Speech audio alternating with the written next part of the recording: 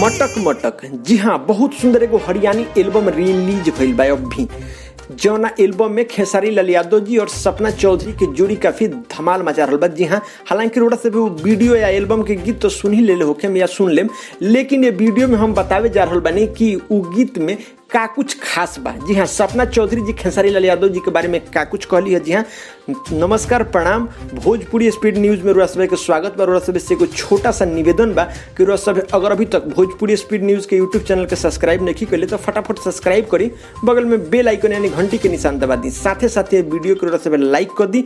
रोड़ा सभे के कोनो भी भोजपुरी से जुड़ल अपडेट सबसे पहले भोजपुरी स्पीड न्यूज के यूट्यूब चैनल के माध्यम से ही मिलेला। तो जी हाँ, बता देवल चाहते हैं कि हरियाणी के बहुत सुंदर एल्बम, जौना एल्बम के नाम बा मटक मटक, जौना एल्बम में खेसारी लाल यादव जी और भोजपुरी के सुपरस्टार कहे वाला खेसारी लाल यादव जी और साथे साथे हरियाणी के सुपरस्टार कहे वाली एक्ट्रेस, मॉडल या डांसर सपना चौधरी जी के जोड़ी काफी धमाल मचा दिले बा।